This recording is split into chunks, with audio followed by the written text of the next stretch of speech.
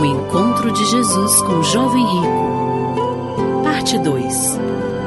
Abra sua Bíblia em Marcos capítulo 10, a partir do verso 17 até o verso 31. Marcos 10, a partir do verso 17. A palavra do Senhor nos diz assim: quando Jesus estava saindo de viagem, um homem veio correndo, ajoelhou-se na frente dele e perguntou: bom mestre, o que devo fazer para conseguir a vida eterna? E Jesus respondeu: por que você me chama de bom? Só Deus é bom e mais ninguém.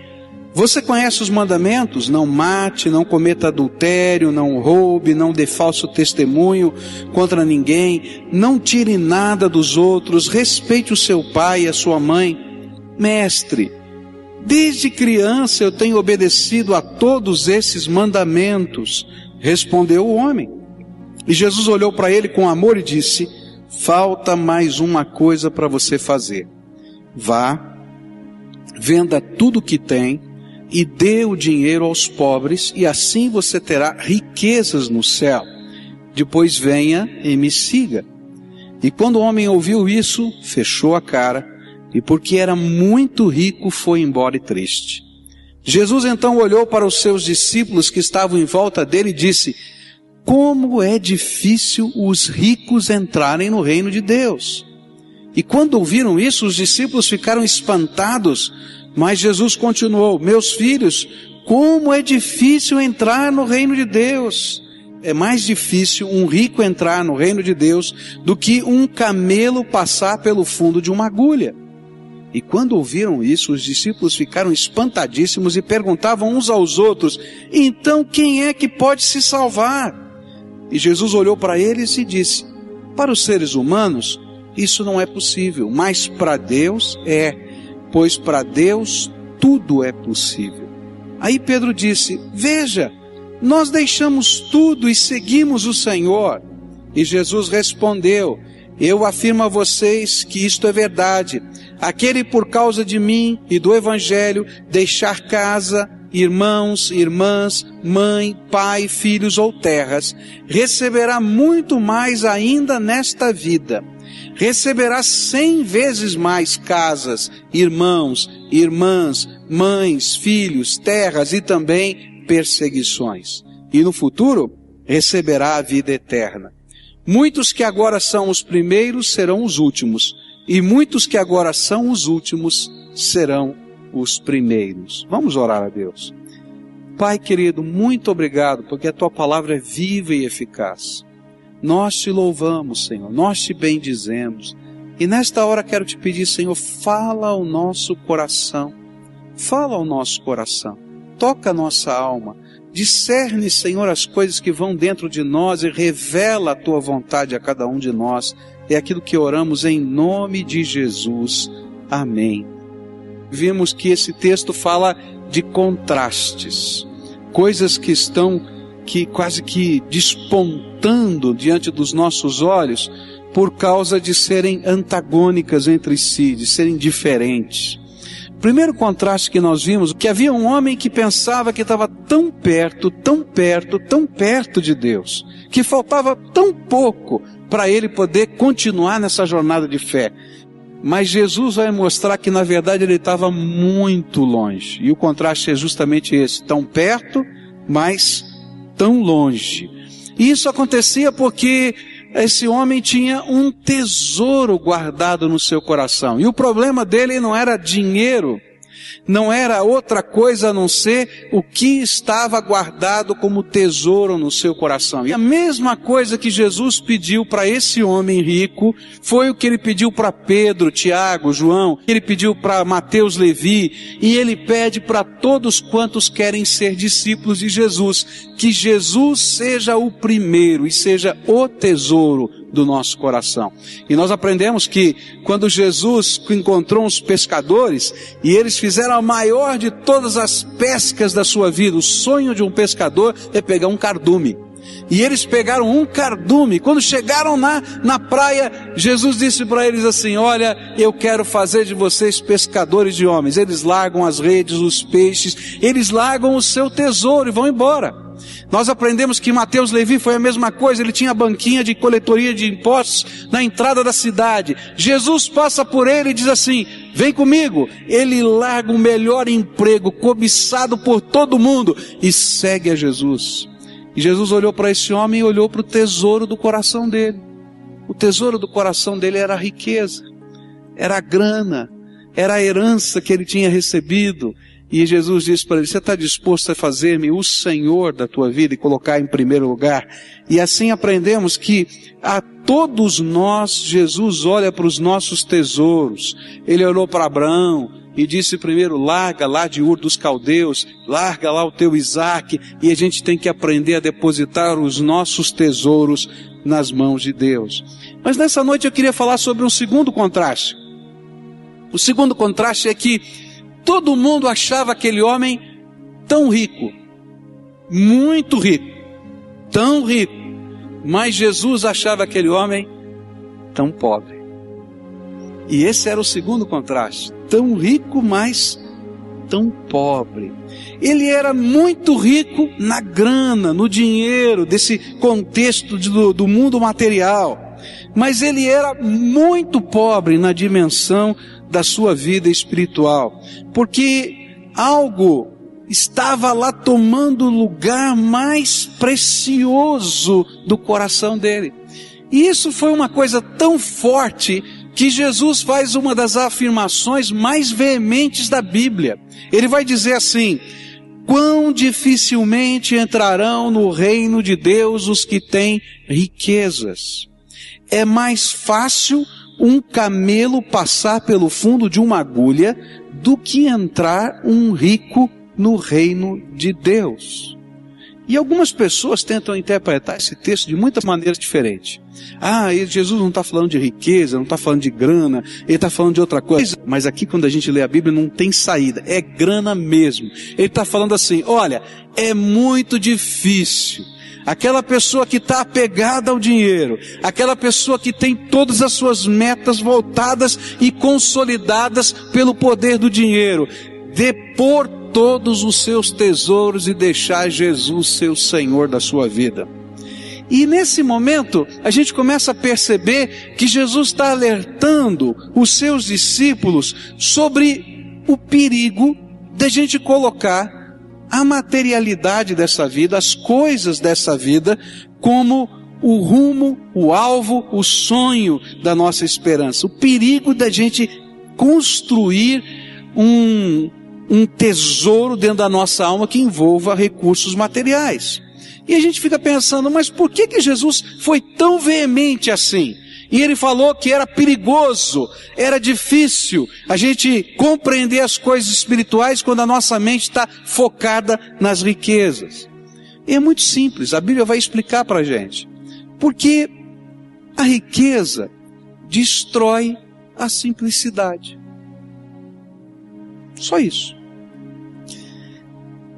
A simplicidade faz com que a gente olhe para as coisas essenciais da vida e veja o valor que elas têm. Por exemplo, qual é o valor essencial da comida? É fácil quando a gente pergunta para um gordo, né? Não é tão fácil assim, não. Qual é o valor essencial da comida? O que faz a comida? Alimenta, né? Dá energia para você trabalhar, para você fazer. Esse é o valor essencial da comida, né? Mas quando eu olho do ponto de vista da riqueza, aí você vai no restaurante francês comer. Já foi no restaurante francês comer? É interessante, né? Eles vêm com um prato todo pintado, todo decorado. Aí vem assim um pinguinho de comida assim em cima, né? Com um raminho de flor assim, quase não é flor, uma coisinha assim, tal. E eles servem com todo aquele requinte. E aí tu vai pagar uma nota. E aí chega lá e diz: que comida maravilhosa, tal. E você sai com fome. E o que é que está por trás disso? É o sabor, é o requinte com que é servido, não é? E aí o valor deixa de estar na comida, está no ambiente, na estética, na beleza, não é? Mas deixou de ter valor intrínseco. E aí a gente perde a simplicidade. Aí você vai, por exemplo, e vai pensar na roupa. Para que serve a roupa? Para aquecer, para agasalhar, não é isso? Mas aí a gente, quando olha para a roupa do ponto de vista da riqueza, o que vale não é a roupa, é a marca. O que vale, não é? É o local, a situação, se está na moda, se não está na moda. E o valor intrínseco não tem tanto sentido. Quando a gente olha para esse princípio da riqueza dentro da vida religiosa, a gente vai pensar em adoração. Qual é o elemento essencial da adoração? É Deus. Ele é o mais importante. Mas quando eu perco a simplicidade, Deus deixa de ser o mais importante, o local, as pessoas e a forma da adoração se tornam essencial e na verdade não são essencial.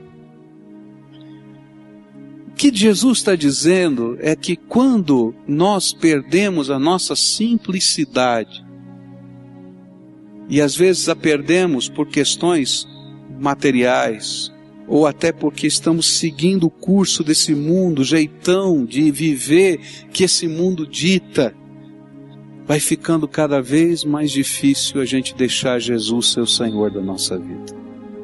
E ele estava dizendo, olha, é mais fácil um camelo passar pelo fundo da agulha do que um rico ou alguém que está envolvido nessa perda da simplicidade entrar no reino dos céus.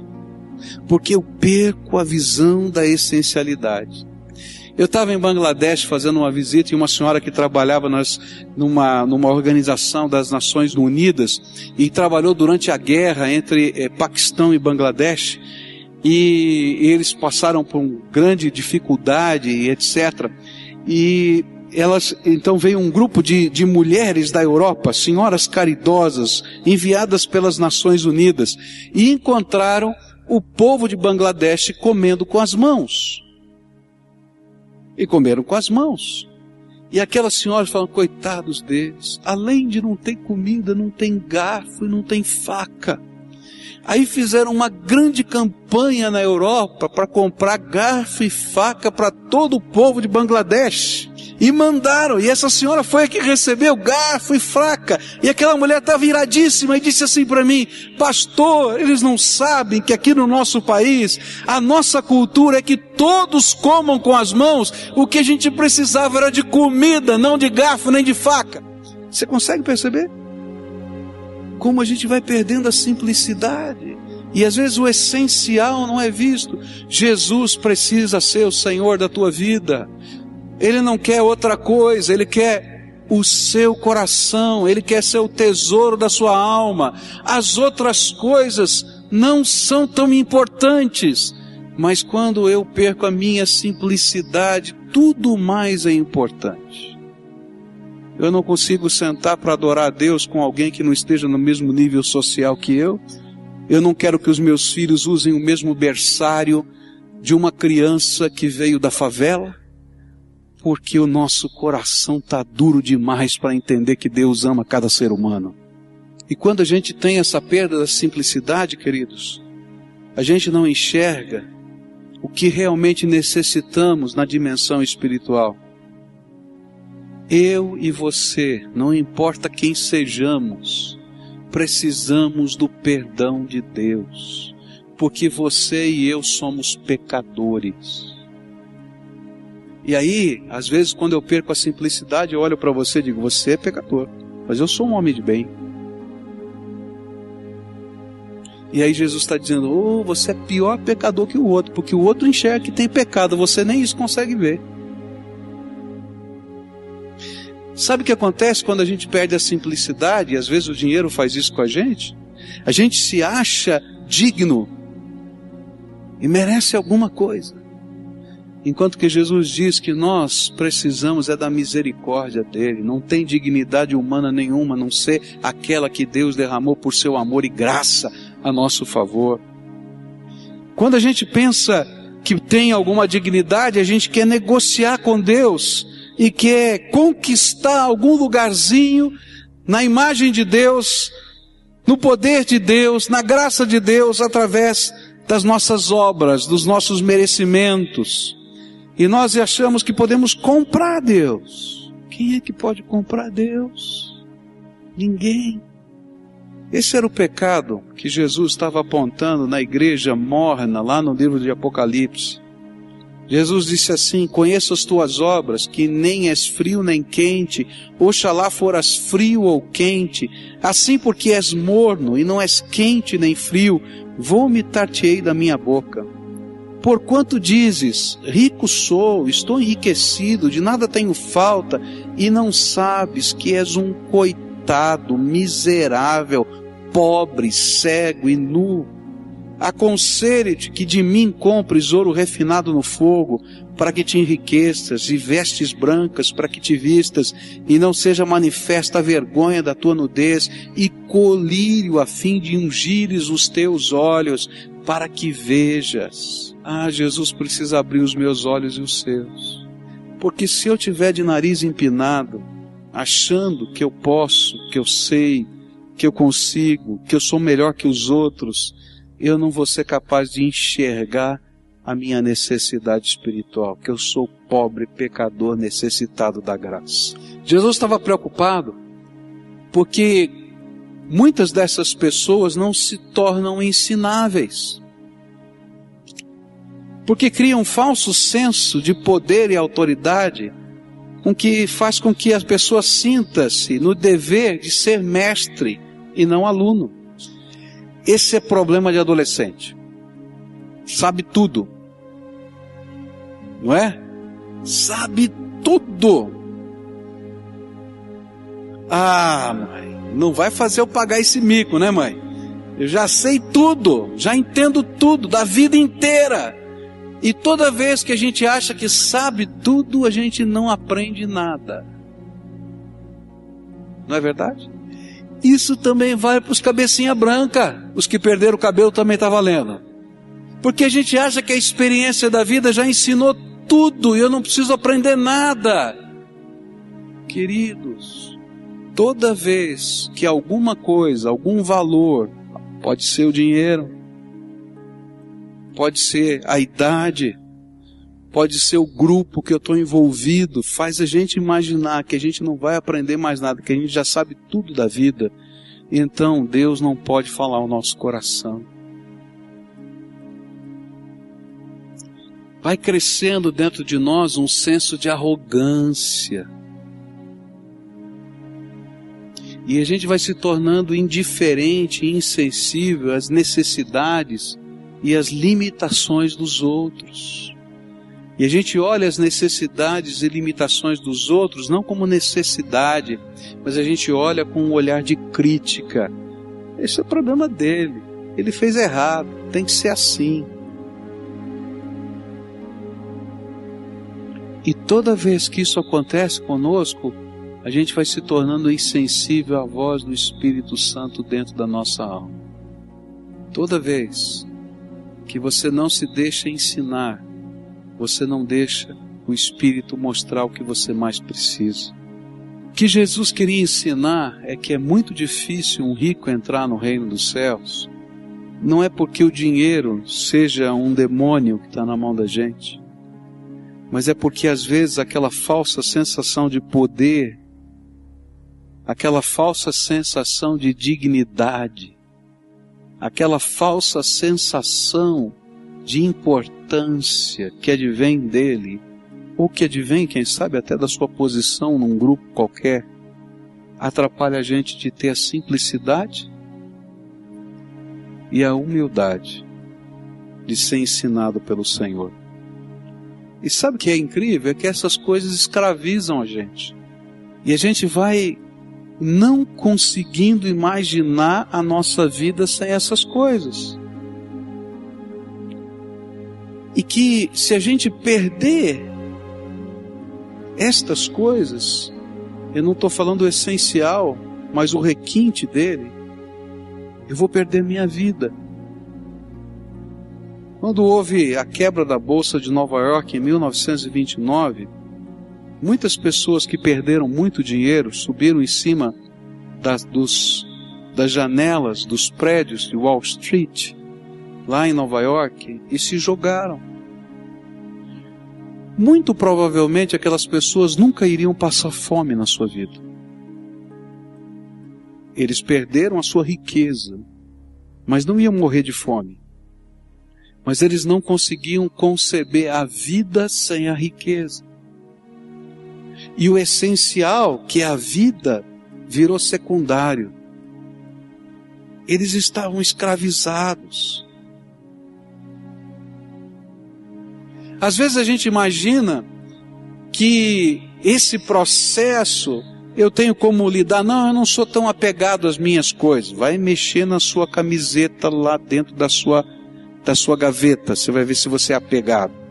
Pega o tênis, esse tênis que você gosta. Vamos ver se ele é apegado. Se você é apegado ou não, né? Vai mexer nas minhas canetas. Eu sou doido por caneta. Gente, e aí a gente se torna preso a essas pequenas coisas que não têm sentido. E sabe o que acontece com a gente? Quando a gente vai perdendo essa simplicidade, a gente vai se tornando menos ensinável, a gente vai se escravizando por essas coisas. A gente imagina que nós temos direitos e que nós somos donos dessas coisas. É interessante o que a Bíblia fala sobre isso. Ela diz o seguinte para Jeremias: Jeremias, olha que povo estranho é esse aí. Eles vão e compram um terreno. Pegam esse terreno e lavram uma escritura diante dos juízes da cidade. E saem dizendo: esta terra é minha. Passa-se alguns dias, eles morrem. E o terreno fica. E aquele terreno que ele achava que era dele vai para outro. Quem é dono do quê? A gente não leva nada dessa vida.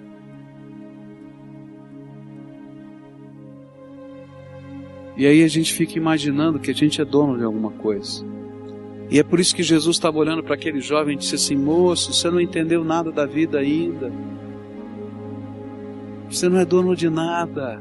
Absolutamente nada. E agora vem a pior parte. Sabe qual é a pior parte?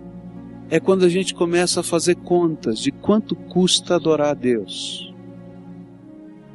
Jesus chega para esse homem e diz assim: olha, amei você.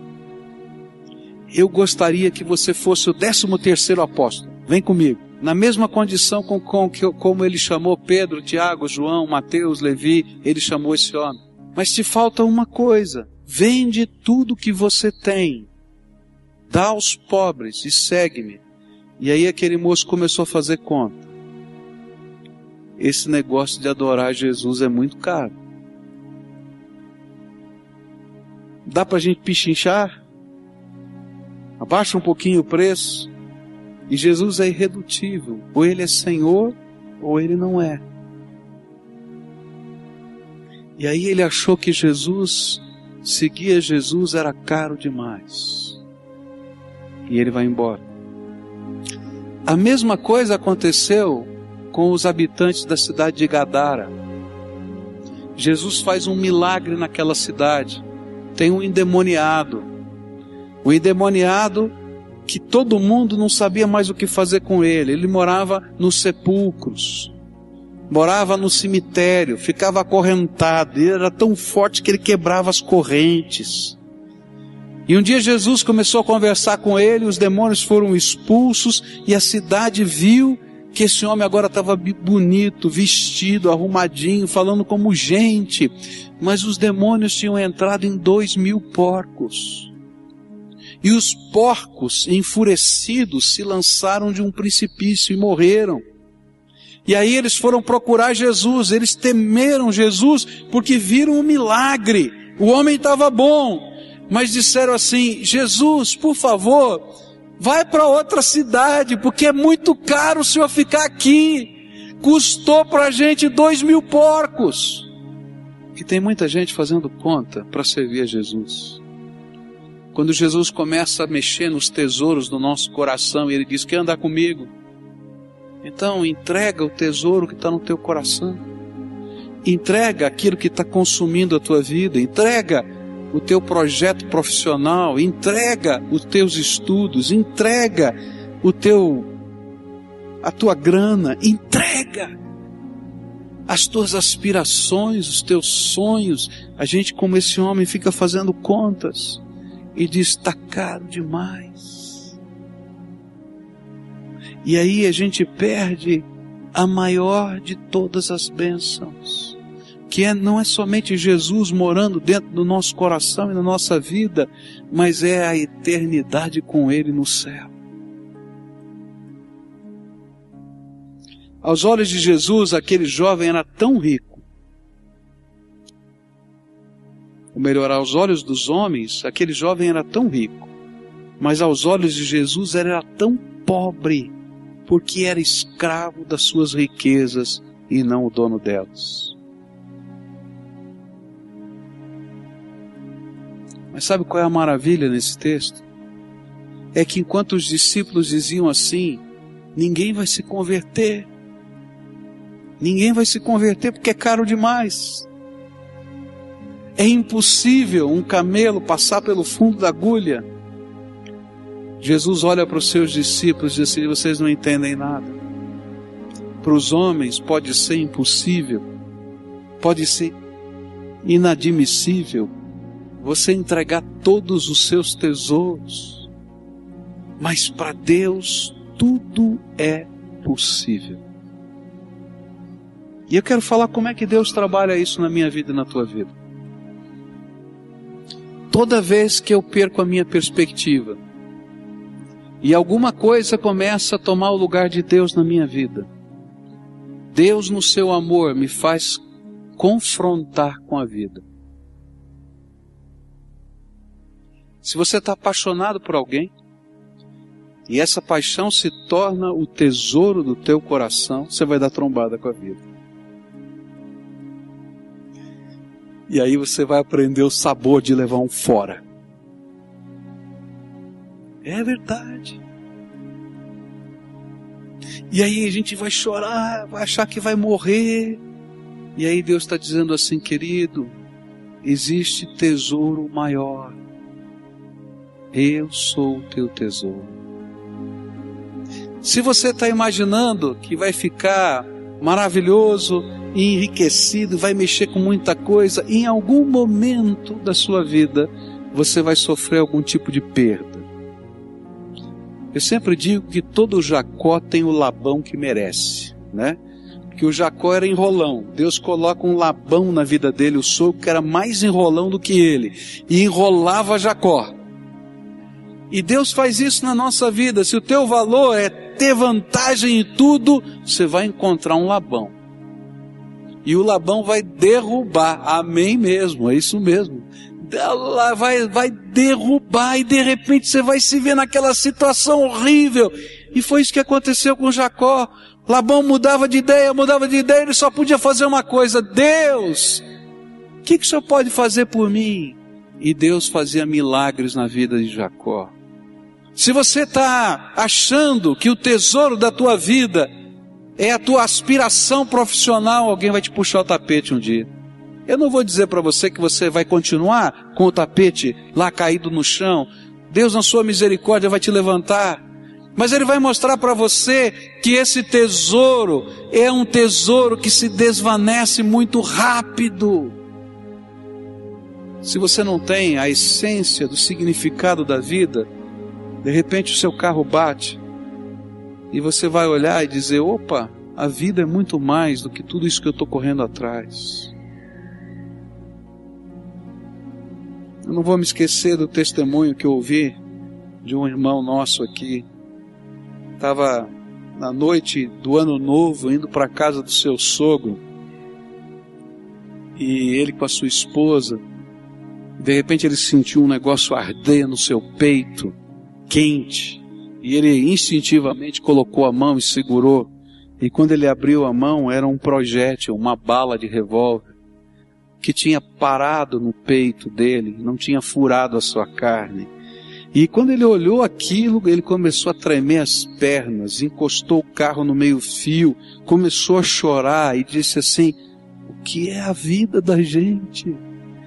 eu estou indo para casa do meu sogro passar a noite da véspera de ano e uma bala para no meu peito.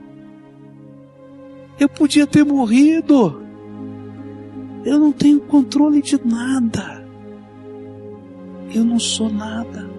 Querido, o que Deus está tentando nos ensinar é uma coisa muito simples. Jesus precisa ser o Senhor da tua vida, o seu maior tesouro. E se você tem qualquer outro tesouro que está no lugar de Jesus, esse tesouro virou o algoz, ele virou aquele que te escraviza. E liberdade vem com Cristo, quando a gente entra nesse contexto.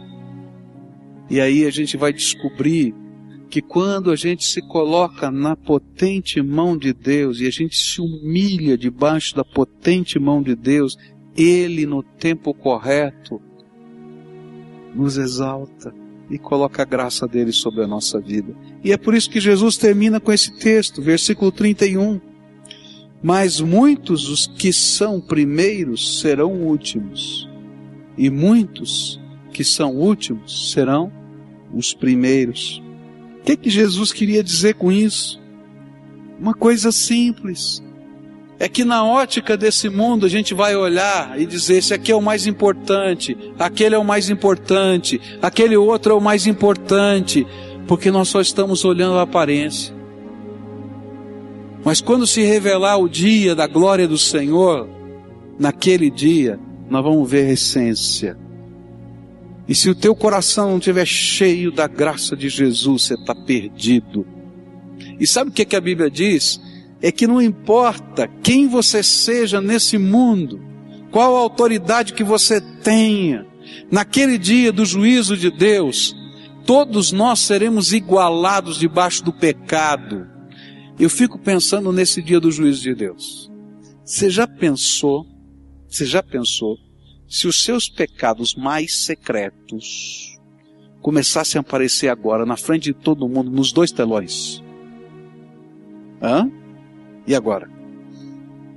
Eu acho que eu queria achar um lugarzinho para me esconder debaixo de qualquer canto. Eu não sei você.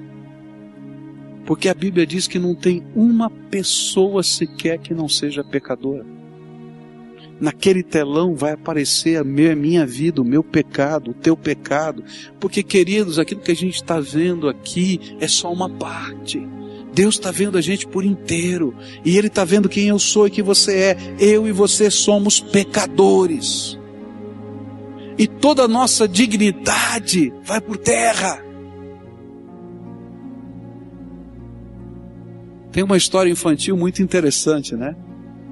A história infantil é a roupa do rei. Já leu essa história? A roupa do rei? Muito interessante essa história.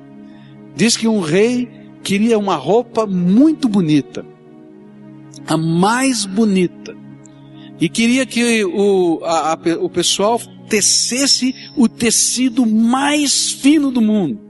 E aí chegava alguém e mostrava um tecido. Não, isso aqui eu já vi, isso aqui já existe, eu quero alguma coisa especial. Vinha com fios de ouro e dizia, isso aqui é maravilhoso. E ele dizia, não, isso aqui eu já vi. E aí um tecelão muito inteligente veio com uma coisa na mão, assim, né? E disse, olha, esse tecido é tão especial que só as pessoas mais inteligentes, mais capazes, mais dotadas são capazes de enxergar a finura desse fio. Os demais do povo não conseguem ver.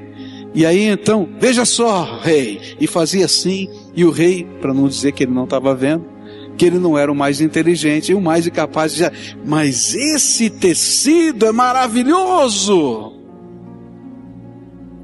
E então ele disse, eu vou fazer a roupa mais fina que pode acontecer para o senhor participar do desfile.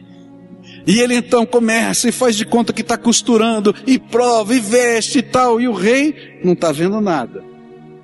Mas ele também não vai falar nada. Como é que ele vai passar vergonha de dizer que ele não é o mais inteligente, o mais fino, o mais capaz? E chega o dia do desfile, e o rei sai montado no seu cavalo completamente nu. E todo mundo olha para o rei e começa a dar risada. Eu acho que no dia do juízo final vai ser assim. Jesus está falando disso. Alguns que se acham os mais importantes vão ver pela primeira vez na sua vida que são pobres, cegos e nus, mas o tempo já passou.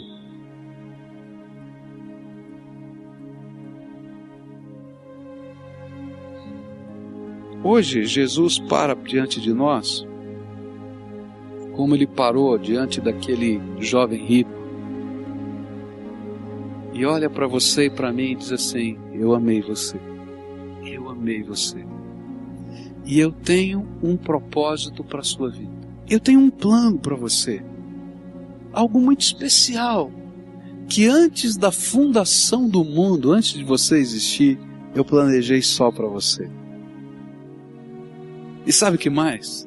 Quando você foi concebido pelo seu pai, pela sua mãe, e aquelas células começaram a ser multiplicadas no ventre da mamãe, que todo mundo só achava que era uma multidão de células, mas eu já vi em você vida, gente, porque eu tinha um plano para você. Eu amei você mais ainda.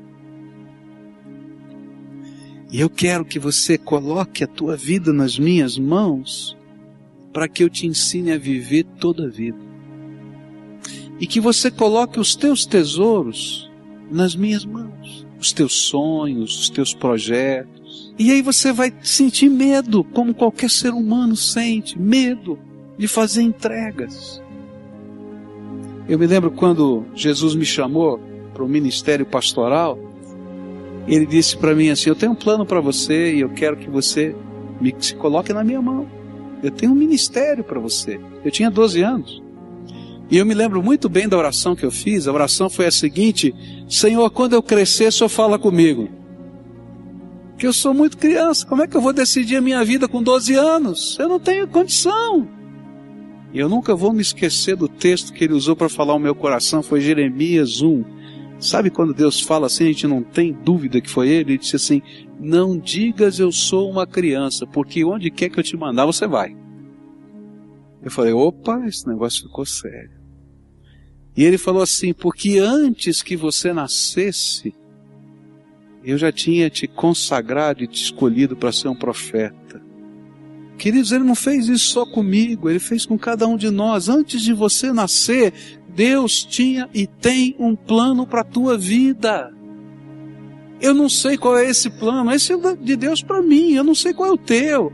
Mas eu quero dizer para você que como eu e como muita gente, às vezes a gente tem medo de se colocar inteiramente na mão de Deus, porque a gente tem tesouros no nosso coração, a gente tem sonhos, a gente tem medos, a gente tem pessoas queridas, a gente sabe que isso vai afetar alguns relacionamentos, a gente sabe que vai mudar algumas coisas, mas não há tesouro maior do que Jesus ser o Senhor da nossa vida. E não importa o que as pessoas veem em nós, o que importa é o que Jesus está vendo em nós.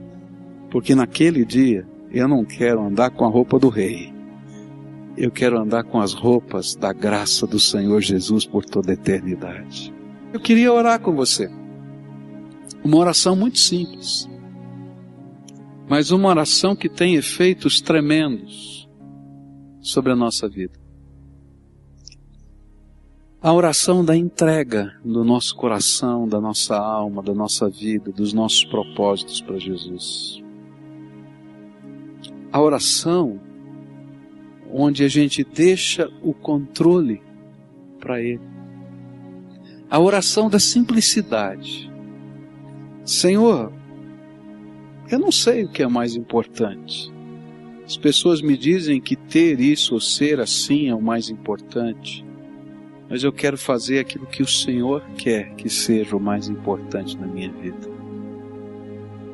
A oração da gente pegar algumas pessoas, sonhos, projetos, colocar na mão de Deus.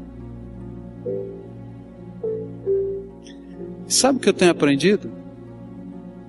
Eu tenho aprendido que eu tenho que fazer isso algumas vezes ao longo da minha vida.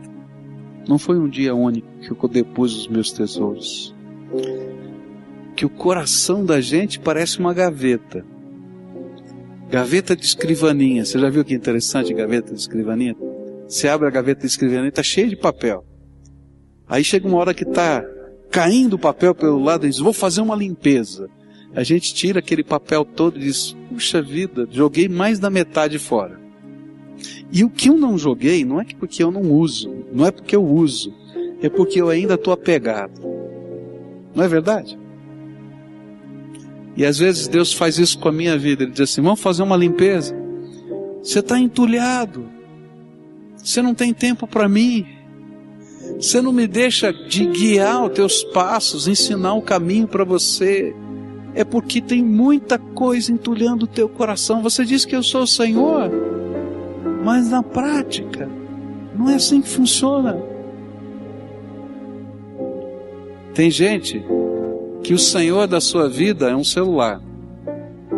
Ele faz aquele barulhinho, ele para tudo, até a oração.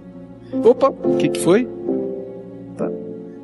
Tem gente que o Senhor da sua vida é o MSN. Para tudo, né? E aí escreve aqui, escreve aí. E quando começa aquele negócio pipocar, pum, pum, pum, pum, eu já não aguento mais, desliguei tudo. Não consigo.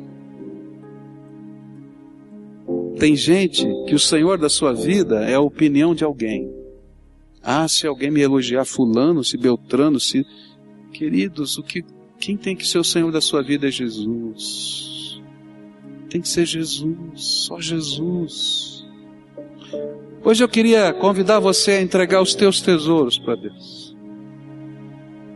E alguns em especial, alguns que são pesados, duros de fazer entregas. Alguns que a gente tem tanto carinho por eles, que a gente chora se pensa que vai tirá-los. Mas não tem jeito de Jesus ser o Senhor da nossa vida. Não tem jeito de a gente seguir Jesus de verdade, se a gente não colocar esses tesouros nas mãos dele. Queria orar com você, uma oração de entrega. E queria simbolizar essa entrega hoje. Você vai deixar o teu tesouro aqui e se colocar na mão do Senhor. Simbolicamente, você vai para lá, livre. A sensação que vai dar é de vazio. Dá um medo. E agora? Como é que fica? Mas a gente vai deixar a graça de Deus encher o nosso coração. Porque a única maneira de a gente ser cheio da graça de Deus é quando há espaço na nossa alma para o Senhor nos encher. Agora eu quero orar por você, tá bom? Senhor Jesus, aqui tem um povo que é teu. Alguns estão chorando na tua presença, porque está doendo fazer essas entregas. E às vezes a gente nem percebe quão envolvido, amarrado a gente está sendo por essas situações da vida. Mas eu quero te pedir uma coisa, Senhor.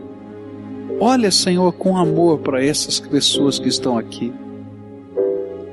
E da mesma maneira que o Senhor olhou com amor para Pedro, para Tiago, para João. Da mesma maneira como o Senhor olhou com amor para Levi e Mateus. Da mesma maneira como o Senhor olhou com amor para tantos homens e mulheres ao longo da história, que com coragem colocaram toda a sua vida nas suas mãos. E nesta hora, Senhor, que esses tesouros que estão sendo deixados aqui, como uma oferenda no teu altar, ó Senhor, sejam tomados pelo Senhor. Porque alguns são pessoas amadas, e nós queremos que eles sejam abençoados. Guarda no cofre do teu coração para nós, Senhor. Guarda, Senhor, lá contigo para a bênção. Algumas coisas que eles estão deixando aqui não são essencialmente más, mas se tornaram más, porque, Senhor, consumiram a vida. E eu quero te pedir, Senhor, liberta pelo poder do sangue de Jesus. Algumas coisas são pecados, Senhor, que eles amaram tanto, tanto, tanto e se tornaram escravos desses pecados.